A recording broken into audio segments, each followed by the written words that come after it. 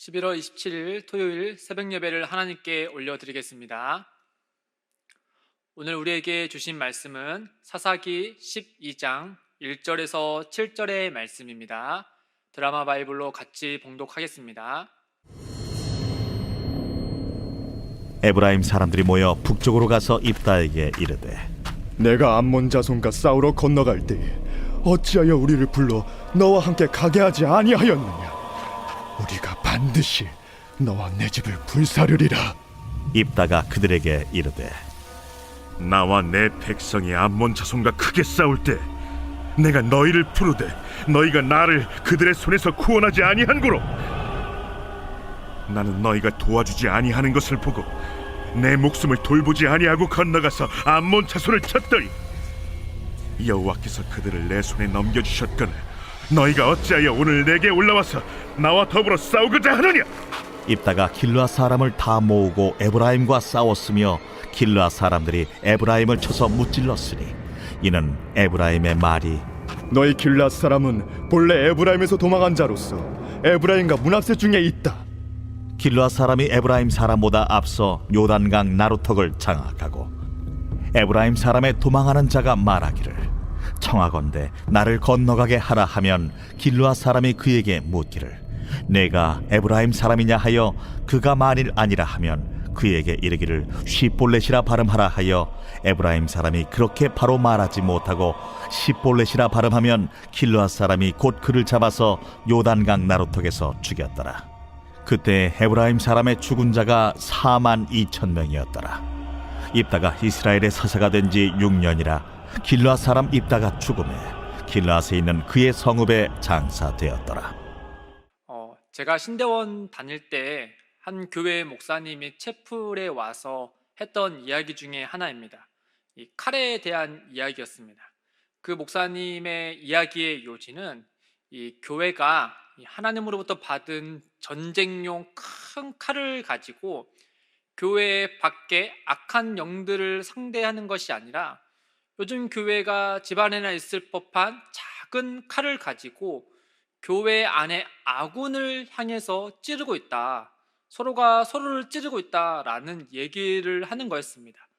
즉 교회 안에 성도가 성도를 또는 목사가 성도를 또 반대로 성도가 목사를 또는 목사가 목사를 적으로 돌려 상대하고 있는 이 교회의 안타까운 현실을 이렇게 한 비유를 들어서 이야기한 것이 지금도 기억이 납니다.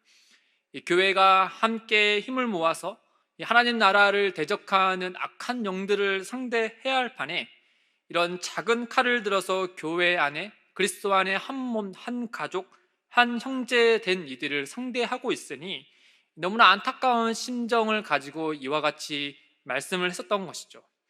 오늘 우리가 읽은 말씀을 보면 이 말씀에 등장하는 이스라엘의 상황이 꼭 이와 같습니다.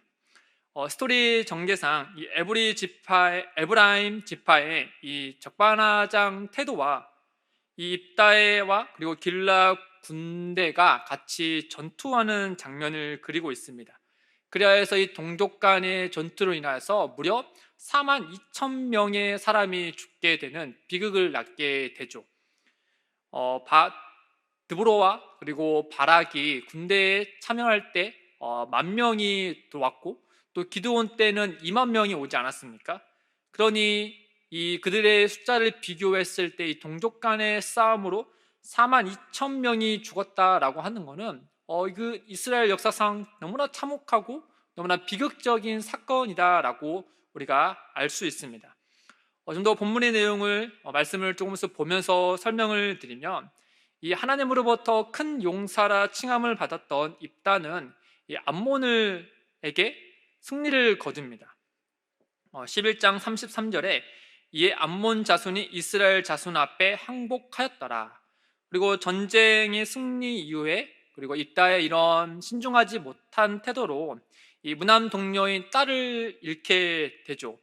그렇게 슬픔에 가득한 채 있었을 때 이 길앗 지파와 가까이 있었던 에브라임 지파가 입다에게 찾아와서 이런 항의와 협박을 하게 됩니다. 오늘 말씀 12장 1절 말씀을 보시면 에브라임 사람들이 모여 북쪽으로 가서 입다에게 이르되 내가 암몬 자손과 싸우러 건널갈 때 어찌하여 우리를 불러 너와 함께 가게 하지 아니하였느냐? 우리가 반드시 너와 내 집을 불사르리라 하니 라고 말씀하고 있습니다. 에브라임 사람들은 예전에도 이 기드온이 승리를 거둘 때도 비슷하게 접근하여서 항의를 하지 않았습니까? 기드온은 조금 온유한 마음으로 그들의 화를 누그러뜨려주고 또 그들의 공을 세울 수 있도록 인정해 줬습니다. 그러나 오늘 입다는 이 기드온과 전혀 다른 사람이었던 것이죠.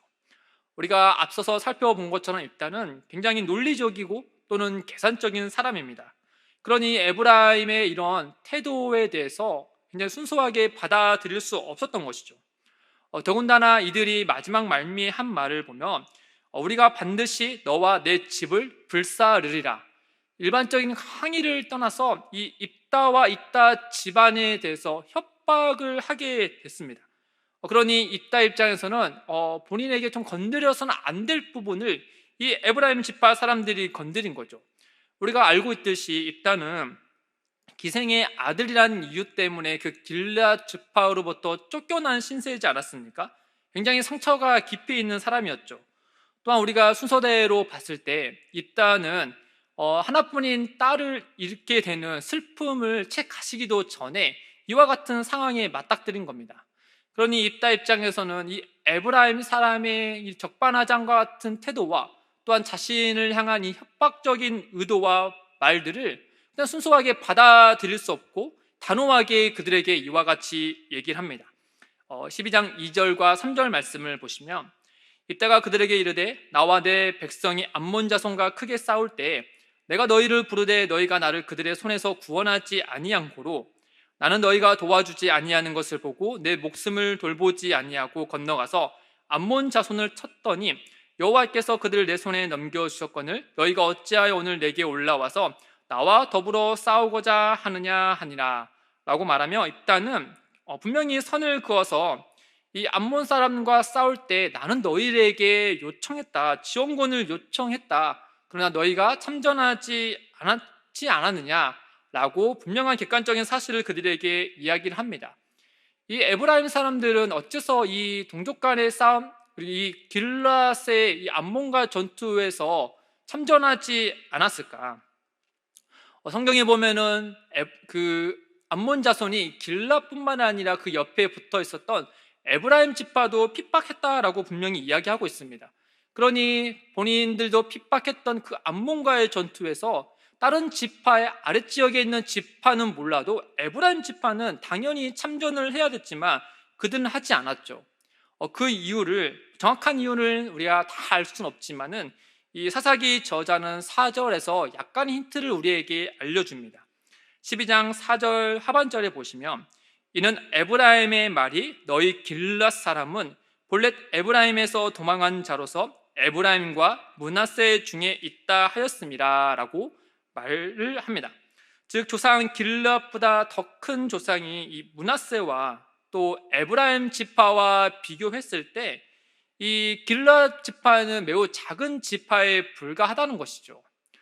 성경의 민수기의 말씀을 보면 길앗 지파는 므낫세의 아들 지파입니다.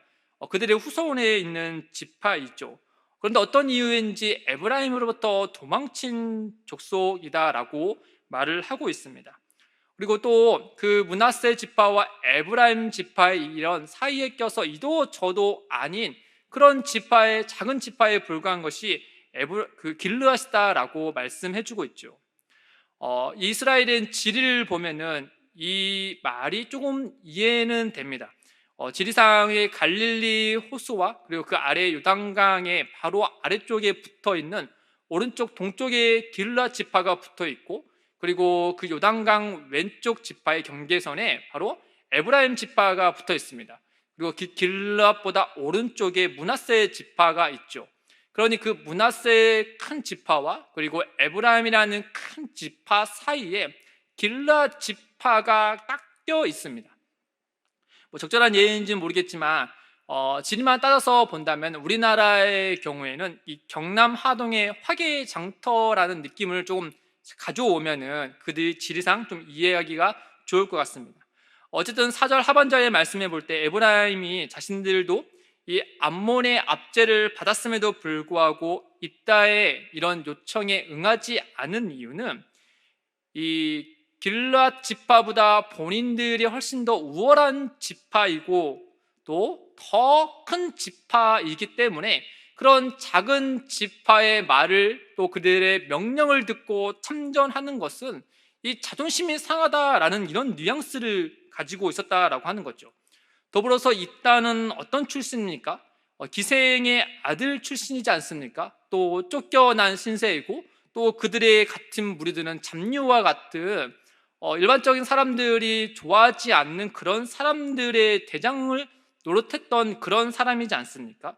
그러니 그런 사람들의 명령을 받아서 움직이는 것은 이 우월감을 가지고 있던 이런 에브라임 지파 입장에서는 허용할 수 없었던 것이죠.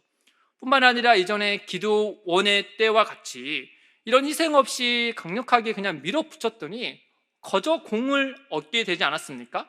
그러니 이번에도 마찬가지로 강하게 밀고 나가며 희생 없이 이런 공을 얻을 수 있을 것이다 라고 판단해서 이와 같이 어리석고 악한 행동을 했던 것입니다. 그래야 해서 어떤 결과가 났습니까?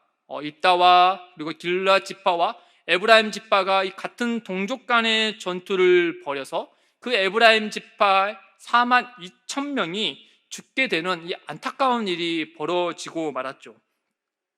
이런 정황상 입다가 이와 같이 행동한 것은 충분히 우리가 이해 가능할 것 같기도 하지만 그럼에도 불구하고 우리는 여기서 한 가지를 꼭 기억해야 될 것은 입다의 이런 행동이 정당하지 못하다라고 하는 것이죠. 입다는 어떤 사람이었습니까? 하나님의 큰 용사 사사이지 않았습니까? 하나님으로부터 택함 받은 인물이죠. 그래서 하나님으로부터 이런 능력을 받은 사람이었습니다. 그러니 하나님께서 그에게 칼을 쥐어준 이유는 하나님의 백성인 이스라엘을 괴롭히는 저 암몬을 상대하라고 준 것이지 그 칼을 가지고 동족을 죽이라고 주시지 않았을 겁니다. 그럼에도 불구하고 입다는 이 순종하지 못한 태도로 이와 같은 비극을 낳게 된 장본인이 되고 말았던 것이죠. 사랑하는 성도 여러분, 오늘 우리 이 말씀을 통하여서 두 가지를 반면교사 삼았으면 좋겠습니다. 첫째는 이 에브라임의 교만하고 우월한 그런 태도입니다.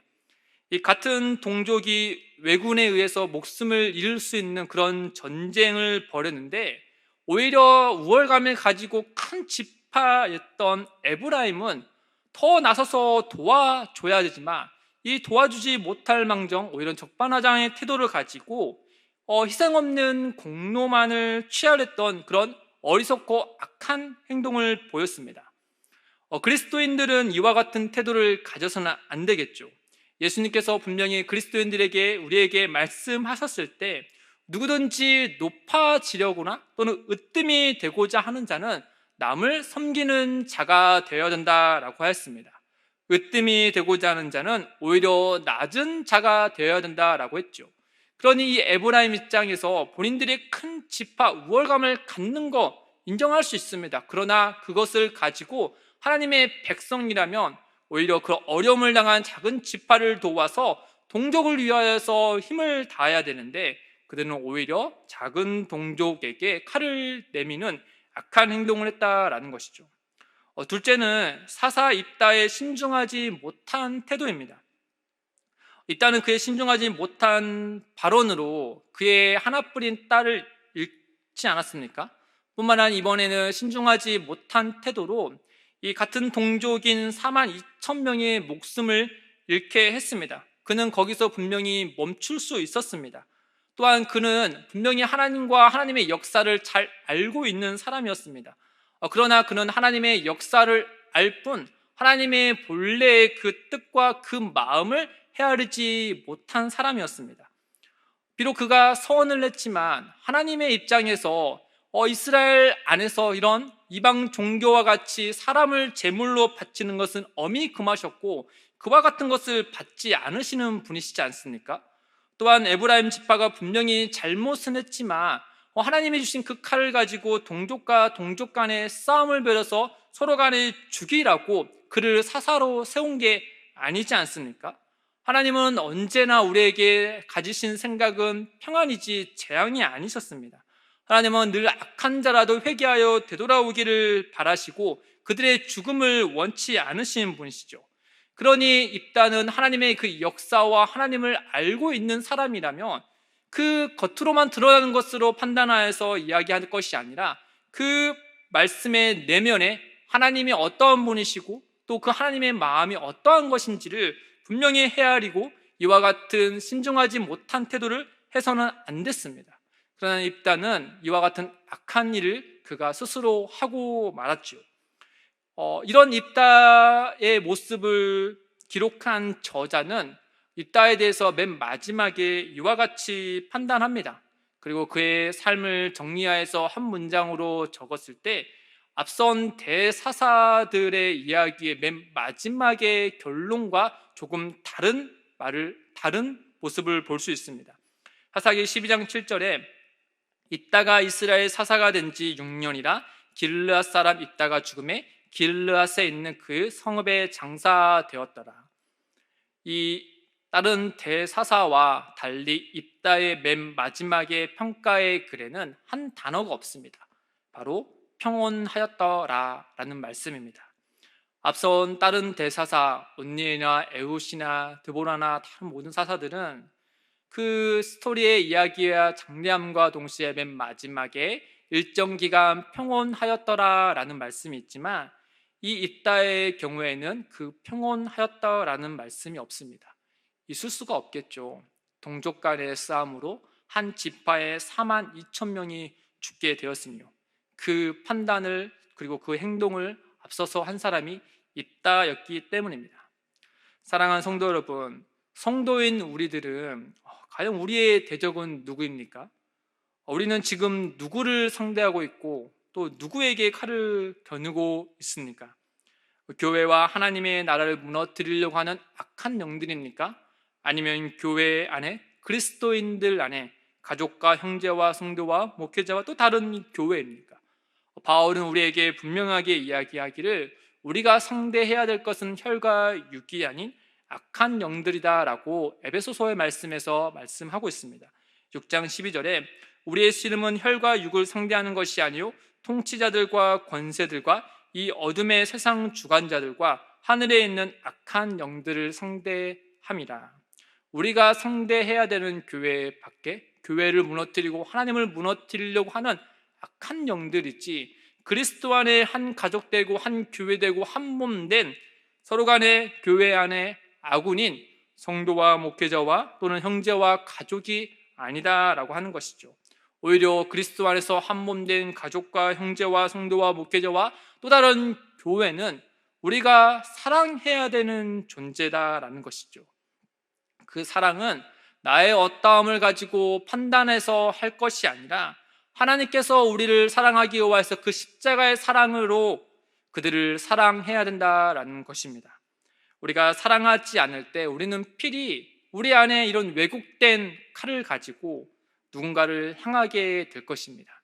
그러니 오늘의 말씀을 우리가 통해서 우리의 마땅히 사랑해야 될 존재, 그리고 우리가 그리스도 안에서 마땅히 상대해야 할 존재, 이것을 잘 구분하여서 우리가 상대할 상대를 바르게 상대하고 그리고 사랑해야 될 대상을 진심으로 사랑하여서 아름다운 교회를 세워가는 우리 모두가 되시기를 주님의 이름으로 축복합니다. 기도하겠습니다.